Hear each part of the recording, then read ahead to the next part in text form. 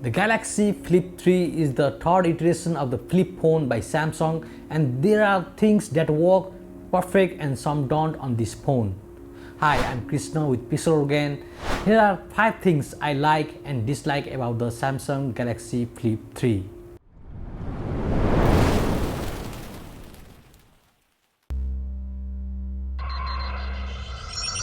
Let me start from the things I like. The first is this 1.9-inch covered screen, where it is normal to see notifications and other controls, but it also serves as the camera screen. You can take photos or shoot videos using the cover display, and the best part is that you can use this rear camera in selfie mode, which is good for vlogging and taking group photos as well. The rear camera sensors are better than the one in the front, so it's better to take photos with the rear camera always. You can swipe up or down to change the lens and swipe left or right to change the photo or video mode. Next thing I like about this phone is the main screen or the display. It's sharp, crisp and gorgeous screen as any other high-end display by Samsung. Though this phone folds and unfolds from the center of the screen, Samsung has not compromised over the quality of display. That means it does not look cheap or dull, rather it is vibrant and bright. Coming to third, I like the way it can be placed on your desk or any plain surface. You don't need a tripod or phone holder to put the phone on the table for video calling or taking photos or videos. You can even use the rear camera lenses for shooting and see yourself on the cover screen display just like you use your selfie camera. Moreover, this phone can be placed on the table horizontally in landscape form by just folding it a little bit and watch videos in landscape mode. This is cool, isn't it? The fourth good thing about this phone is the ability to customize the cover screen with your own background image or clock style. This is again about the cover screen, but it's got more functionality like adding widgets to cover screen like the alarm, voice recorder or Samsung Health, etc.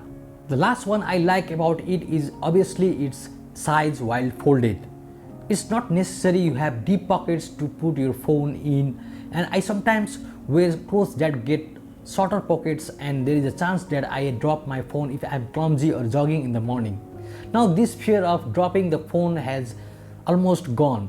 I have a peace of mind now. Those were some good things about this phone, but now let's come to its some negative sides or things I dislike about this phone. The folding point of this phone has a crease which you can feel by touching it, and it kind of feels like bump in the middle of a screen. You feel this while scrolling through or touching the center for this phone, and though it's never visible while you are just looking, but it is certainly bothering when you touch it. The second thing I dislike is about the cover screen features. I like the cover screen, but the Samsung has limited the number of widgets you can use in the cover screen, and you cannot use any third-party widgets in the cover screen, and that is a bummer for me. Although the camera display on the cover screen is handy feature, using the camera when the phone is closed gives you square photos or square video.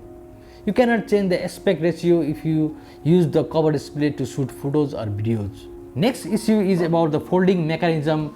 I'm not sure I'm nitpicking on this, but folding mechanism of this phone is still primitive. Let's see what happens when I fold it a bit and try to use like a banana phone. See, it unfolds itself as the folding hinge has been loosened by time. I fear this hinge does not loosen up over time and soon magic of the folding hinge ends up badly. The fourth issue is about the placement of power button. When you hold your phone, you always have to extend your fingers or lift your thumb to unlock the phone using the fingerprint sensor which is underneath the power button. And the last one I dislike is the camera. No, I don't mean that it's that bad. But as this phone is a flagship phone from Samsung, we do expect camera to be same as its top line like S21, don't we? But the camera on this phone is same as previous generation, and only the image processing of the sensors has been upgraded. The photos and videos taken with this phone is still great, but nowhere near to the current flagship from Samsung. That's all the likes and dislikes about the Samsung Galaxy Z Flip 3. Let me know in the comments below what one thing you appreciate or dislike about this phone. Please do subscribe to this channel if you are into a technology square, or maybe you want to learn more on technology. Also hit that bell icon so that you won't miss a single video from me. Thank you for watching and coming to Viswaran family. Namaste.